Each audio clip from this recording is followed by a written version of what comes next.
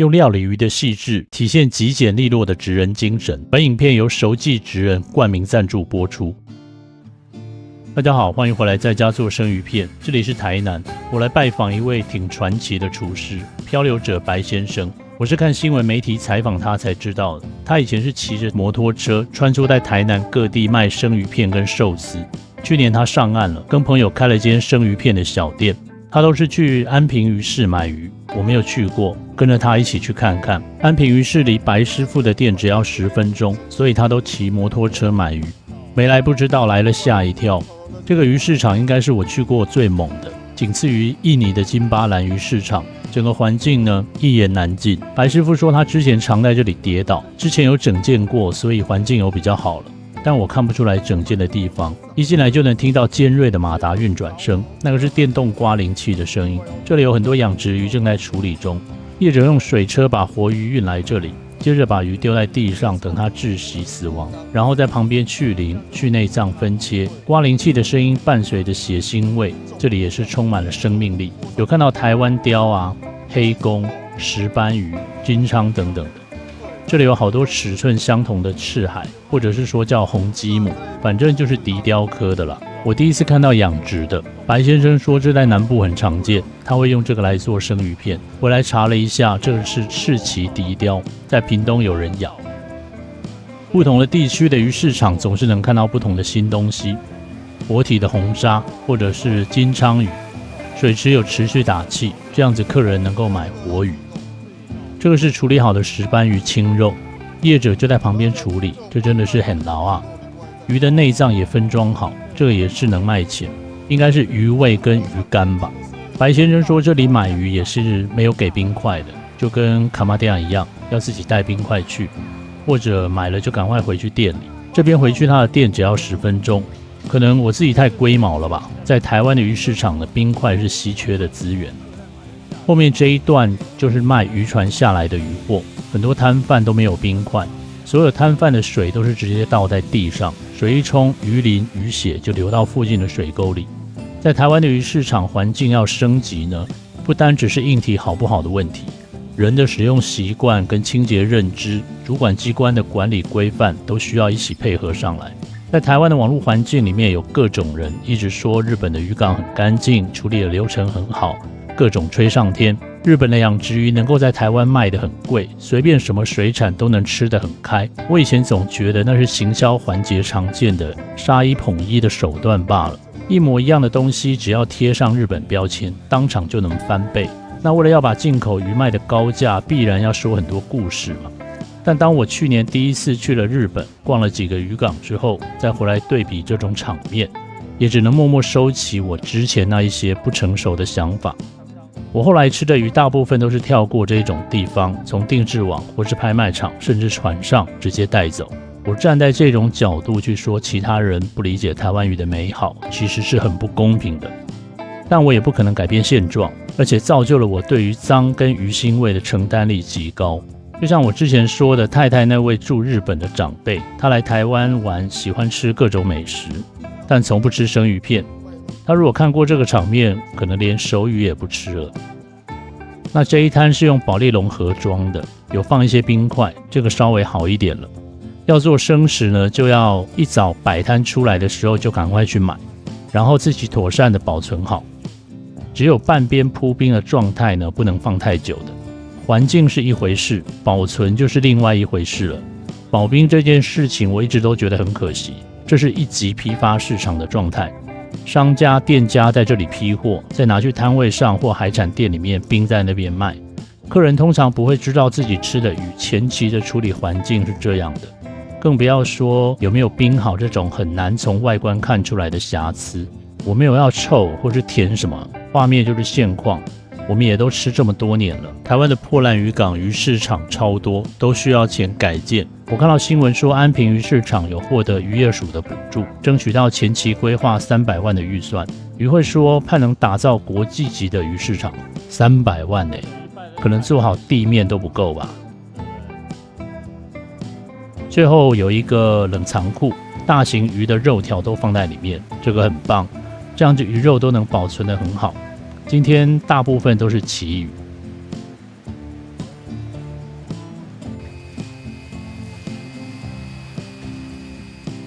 白师傅今天就只有买1尾红干鱼，其他的鱼他都还有存货。很多人会觉得把鱼放几天再做生鱼片是一种离经叛道哗众取宠的事，但是这种熟成鱼其实无所不在，只是你不知道而已。觉得自己吃到的生鱼片都是新鲜现捞的人，大部分是误会，你真的误会了。它应该很鲜，但不一定会腥。活鱼现杀现吃的口感你不会喜欢的。所以这个鱼现在处理好，一半包起来放在冷藏冰箱里保存，另外一半放在前面的卡布里烤封，明天卖。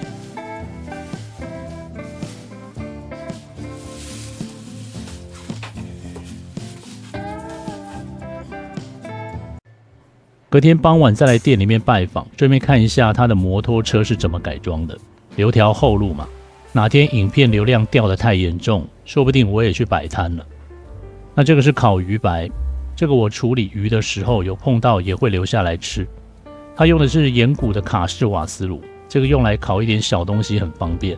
这个店面之前是卖冰的，所以没有任何厨具，上面是柚子味增酱，应该是口味偏甜的白味增。边吃边跟师傅聊聊他对于生鱼片市场现况的看法。鱼白很好吃，几乎都是同样的味道。特别软滑的口感，有些人没办法接受，像我太太就不吃任何内脏，所以这2个都是我的了。这份鱼我忘记是什么了，应该是石鲈或者是大黄鲫鱼吧。鱼肉的光泽很好，不输高级餐厅的，很清爽，淡淡的甜味。我发现这里的萝卜丝很好吃，吃起来很甜很脆，口感超棒的，粗细完全一致，近看还有光泽。白师傅说这是纯手工切的，他当场就切了起来。看来我没有吃过真正手切的萝卜丝，没有想到口感会差这么多。我以前都以为那只是在作秀而已。这是轻点臭度的贝肉，这个尺寸算大了，熟成3天。肉上黑色的线是血管，这个肉质肉眼可见的紧弹，接近脆了，但不硬，一咬就断。臭度是几乎不会有人拿来做生鱼片的，因为弄不好就会有藻味。白师傅说，这一些台湾常见的鱼种不会在菜单单独的显示出来，因为客人不会单点他们没听过的鱼，所以就直接做成综合生鱼片拼盘一起上。客人觉得好吃就会好奇，他自然就会问。这个是野生海鲢，熟成14天。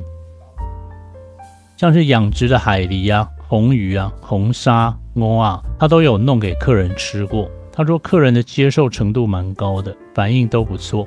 来这里消费的客人也大多是之前摆摊的时候加入 FB 粉丝团的熟客，不然在这个市场巷子里面还蛮难找的。这个是养殖的海鲢鱼贝肉。上影片的时候，他因为身体因素已经没有开店了，改在家里面切生鱼片，跟客人约在家的附近面交。哎呦，这又开启了我另外一种思路咯。在他一开始卖台湾鱼类的生鱼片时，很多客人会质疑品质或种类。进口的鱼其实很多都是养殖的，但是名气响亮，客人比较会买单，就是品牌迷思或者是文化迷思吧。这个是红干，你看这些鱼的断面光泽都很不错的，处理的好，吃下来也是很舒服的。他还有弄过一些超便宜的鱼，像是那个鱼饵、肉温还有斗斗鱼给客人吃，客人都觉得很棒。吃完才跟客人说那个是钓红干的饵。这个是台南养殖的大白虾，白师傅激推，他说他配合很多年了，我没看过谁弄白虾给客人生吃的。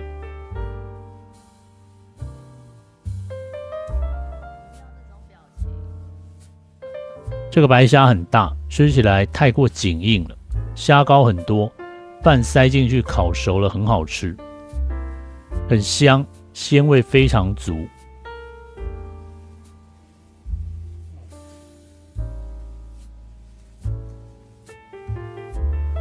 白虾前段的部分烤到8分熟，这个就超甜超好吃的。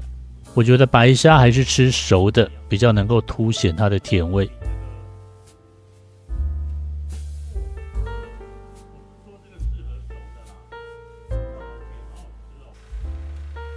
接着是握寿司，用腹肉薄薄的切一片，搭配这个赤醋饭。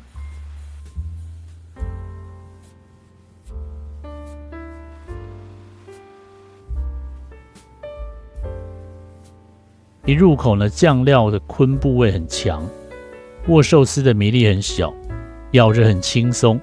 醋饭依照鱼肉的熟成状态呢，捏得很蓬松，搭配得很好，口感都是一致的。嚼到最后呢，鱼跟饭可以一起吞咽。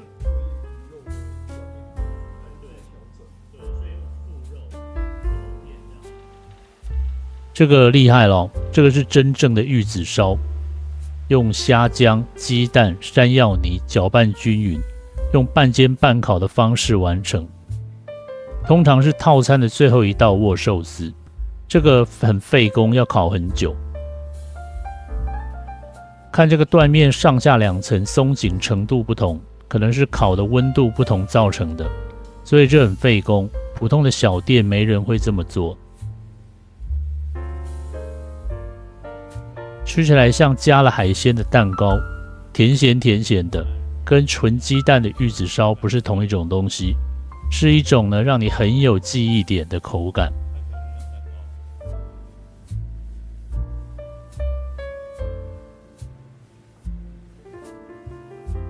那后来就有一些客人，几乎全都是外带，大部分都是点综合生鱼片啊，或是综合海鲜冻。